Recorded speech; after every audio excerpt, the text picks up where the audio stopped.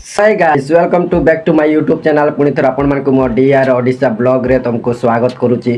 तो आज रो ब्लॉग कौन सब इंटरेस्टिंग है वाला चूड़ा खाइबा आसो। सही गाइस एटा ला आड़ू देख परतिबे आड़ू एटा और एटा वाटर पानी। तो आड़ू को भलो से क्लीन करिबा तापरे आज रो ब्रेकफास्ट कौन होबो ना पखाड़ आ आड़ू चटणी। तो चलो भलो से क्लीन करके देखिबा चटणी बने। तो आड़ू पूरा क्लीन सरी गला एबे फाइनल ताकू टिके चटकीबा तापर चटणी बनेइबा। तो आसो देखिबा कोन सब मिसुची। तो देख पारथिबे आड़ू पूरा फ्रेश हे गला पूरा अलगा प्रकार पूरा फ्रेश। तो तापर पड़िबो एटा देख पारथिबे मसला ए सब रसुण लंका जीरा सब मिसाई छे। तो चलो फास्ट ताकू चक्कीबा फास्ट लुण दबा लुण देकी ताकू टिके चक्टी दबा ओके। तो चक्टी दउची देखो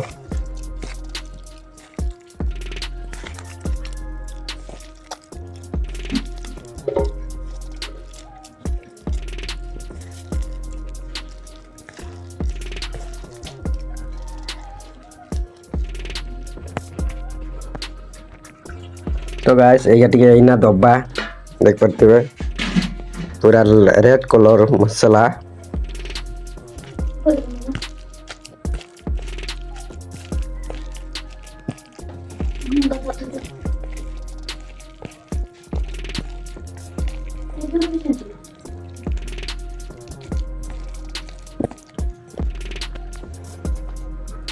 तो गाइस चटनी पूरा रेडी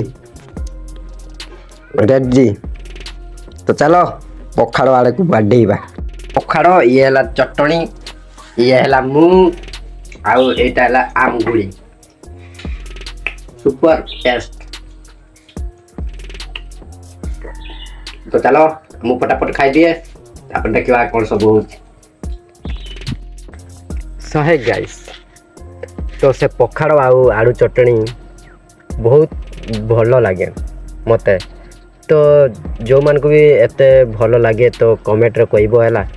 आम तो मिडिल क्लास पिला सकाळे ब्रेकफास्ट आमर होची पखाड़ नने साग भजा नने आड़ू भजा नने यही सब चटनी आ। तो गाइस वीडियो तो भल भाव अपलोड भी करुच्ची हेले मो वीडियो रो व्यूज आसुन कौन पे कौन भगवान को इच्छा जहाँ हम देखा फिर भी मुझे हार मानुनी वीडियो रेगुलर अपलोड करुच्ची। तो भाई छोट भाई हिसाब से मत सपोर्ट करो। तो चलो मो बैकग्राउंड पछरे केते दुख अच्छी पूरा शुणे भी गाइस। तो आज वीडियो शेष करने पूर्व मु तुमको गोटे पर्सनल कथा कहूँ। तो वीडियो लाइक शेयर सब्सक्राइब करिवो। तो गाइस हैला तो मो डीआर रोस्टर चैनल टाकू तो देखिथिबे तो सेटा को भी सब्सक्राइब करिवो।